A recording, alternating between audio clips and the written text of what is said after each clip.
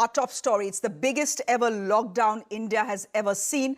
33 states and union territories have gone into complete lockdown mode, suspending non-essential services to contain the COVID-19 outbreak.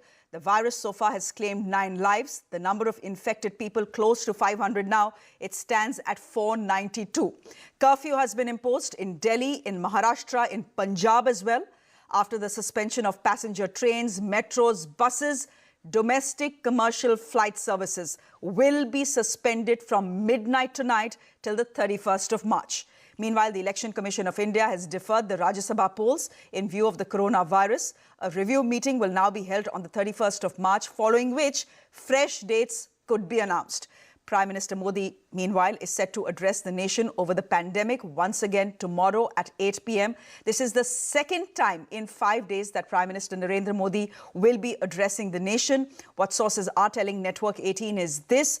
He will make another appeal for people to stay at home, because there are people now who are flouting the rules and coming out, flouting prohibitory orders and coming out. But the big news point that could emerge from that address to the nation tonight is that the Prime Minister could be announcing some sort of economic package. Let me go straight across to Maria Shakil, who's getting us more details. Maria, the big worry has been this. Economists all over India are talking about the fact that a recession is inbuilt in the coronavirus.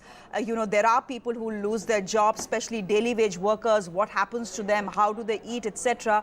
I think this is what you're reporting is that we'll probably see an economic intervention on behalf of the Prime Minister now. May not come today, but concerns have been expressed. In fact, an economic plan has been worked out and is in the works with the Niti Aayog and the Finance Ministry. If you remember yesterday, the Finance Minister had put out the government order that all those who are associated with the government work, whether be it contractual workers or daily wagers in various government departments across the country, will continue to get will continue to be seen as on duty, and hence they would get their payments and the daily wages as well.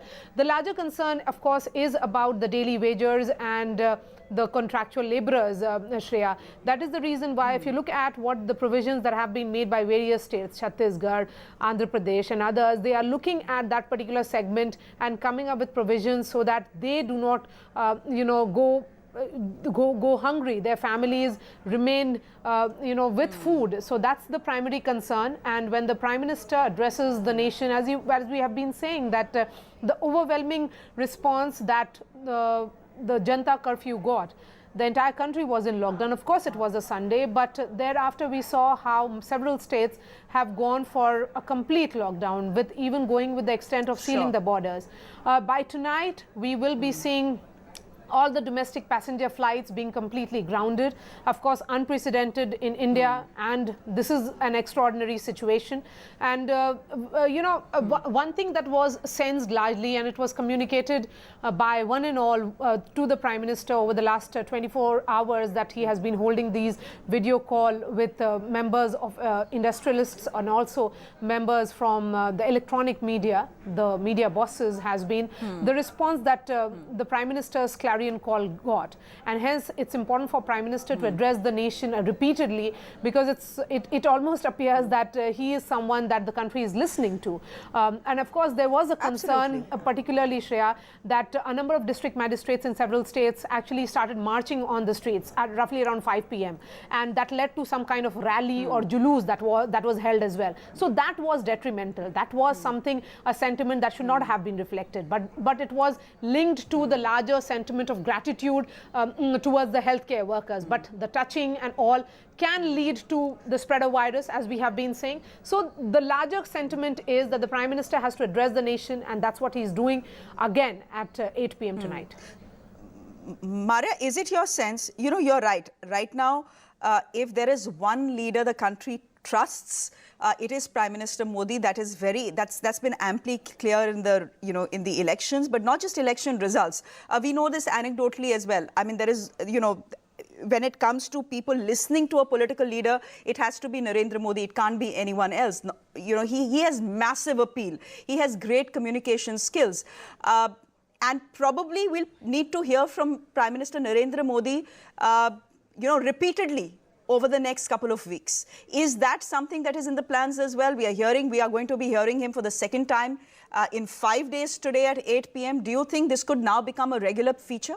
Well, for the Prime Minister to come out and update the country about what the government is doing to control the pandemic and what people need to do to control the pandemic? Possible, Shreya, because soon after the Janta curfew, the first tweet that the Prime Minister did put out was of what he said yesterday, that a number of people in this country are still taking the spread of this virus very lightly, and that they're not following the lockdown in letter and spirit, that they have to, that he in fact also told the states that impose Section 144 if the need be, to ensure that it becomes the order of the day, that if there are fines needed because of the Pandemic Act enforced, then let it be. This is important because this is for the people at large. We could see more of Prime Minister over the next few days. At the same time, the Cabinet Secretary, the Chief Secretary is in talks with the health secretaries of all the states. We are seeing a state and the centre joint in this cooperative federalism. Also, a clear example of that, in which they are united in this fight because a number of these chief ministers, Mamata Banerjee, Nitish Kumar, Arvind Kejriwal, had requested the centre that the Civil Aviation Ministry should ground these passenger domestic air flights, and that has happened. That will be happening from midnight tonight. And hence the concern is when we talk about lockdown, you know, man is a social animal, Shreya. It's very difficult for all of us to be at home. But the only way to deal with this pandemic is to pick up best practices from world over, and also learn from the mistakes of, say, Italy or Iran, where they took this spread very lightly and the lockdown was not really enforced the manner in which it should have been. All right, Maria, we'll leave it there for the moment. We are counting down to Prime Minister Narendra Modi's address at 8 p.m. Not sure, as Maria is saying, if that economic package will come today in his speech or whether that will come later. But surely what will come is an appeal to stay at home, to keep everyone safe, probably an appeal to people to ensure that no one around you starves. This is something that Delhi Chief Minister yesterday, Arvind Kejriwal, had stepped out to say, that just think to yourselves that probably God has given you money for this one reason. Ensure that no one around you dies of starvation, given the fact that the next 8 weeks are going to be very dark. They're going to be very difficult. There are very many people, especially daily wage laborers in urban areas, in places near your homes, who may not have a square meal to eat. Ensure that they have enough food. Let me go straight across to our reporters tracking the story. We have Sneha Mordani, who is joining us. She tracks the health ministry for us. Zeba Warasi is joining us from the national capital. Radhika Ramaswamy is here in Mumbai. And Pranshu Mishra is joining us live from the Vidhan Sabha in Lucknow. Radhika Ramaswamy, let me come to you. You're joining us from Maharashtra, which has emerged as the epicenter of the coronavirus here in India. The number of positive cases has crossed 100, 39 of them, I believe, here in Mumbai itself. Maharashtra has ordered a curfew. Are you seeing people on the roads? Are you seeing people break that curfew?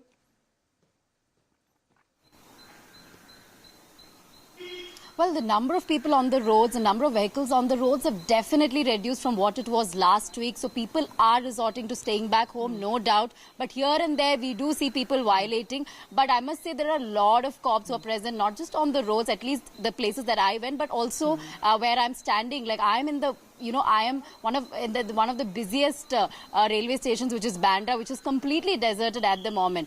This is, you can see the empty platform, the empty tracks here. Of course, local trains are not running, which is why you see something that nobody has seen in Mumbai in the past, an empty railway station. This is, of course, a place where, local trains, people are dependent on local trains. Lakhs and lakhs of them commute by it every day.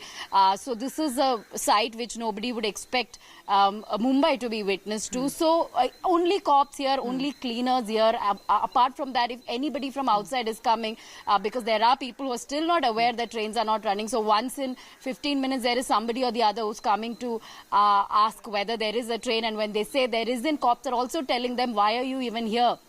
Why are you not inside your homes? So cops are stopping people on the roads, outside the railway stations, telling them, what is your business being outside? Are you part of essential services? If not, just go back home. So I did see a lot of checking that's going on. But even then, in isolated places, especially in some of these market areas where they are selling essential services, like be it grocery store, vegetables, since all of them are always close to each other, you do see a crowd of 20, 30 people there. So it's the market areas where you usually see the crowd. But apart from that, in the major junctions and on big roads or on highways, and of course train stations, we are not witnessing that kind of crowd. And like you said, 101 is what the number stands at as far as the entire state of Maharashtra is concerned.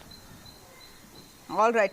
Do stay on with us, Radhika Ramaswamy, getting us a live update from Mumbai. I can go straight across to my colleague, Shugato Mukhopadhyay now, who is joining us from Kolkata and is getting us the status of the lockdown there in West Bengal, specifically in the capital city of Kolkata. Kolkata, like the rest of the state of West Bengal, is under lockdown from 5 p.m. on Monday. And this is the situation at one of the most important arterial junctions of the city. This is the Science City intersection, and you can see virtually empty roads. But that is also a fact that there are many vehicles on the streets as well. These two-wheelers, four-wheelers which are there, and you can see the naka that the police have put up. They are trying to check every vehicle. The reason why these vehicles should be on the roads. Many of these vehicles are unable to produce sufficient documents, reasons, even identities as to why they are out on the street. This vehicle, for instance, is showing an emergency. They are headed for a hospital. Okay, that's the way people in Kolkata are showing that the movement is because of an emergency. They are carrying a red flag there. You know, there needs to be a certain self-discipline when it comes to fighting the coronavirus. All of us, as I've been saying, are coronavirus warriors. It'll take you, me, everyone in this country to fight the coronavirus.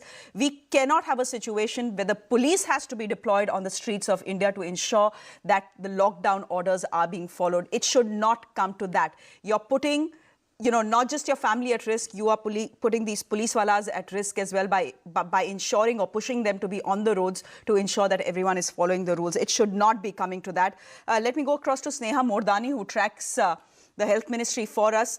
Sneha, there has been a silver lining today. I know our darkest days are still ahead. They'll come in the next week. They'll probably come, 2 weeks from now on, where the number of positive cases will rise, when, we will see more people die. But the good news today has been that 37 people have made a complete recovery. In most of them, the infection was very mild. In most of them, the infection was mild, but in some of them, it wasn't. It was severe, and that's the reason why they were put on medication, which of course is for treatment of not the treatment, I beg your pardon, for managing the infection, not for treatment. It's not a cure. It's a combination of drugs that has been used.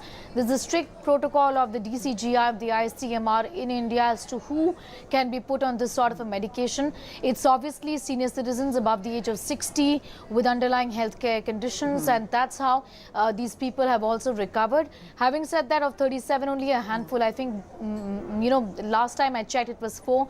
We'll get more clarity on how many people actually were required to be put on that medication, that by today. Yes, good news. Undoubtedly, that number also jumped up because 24 was what we spoke about last morning.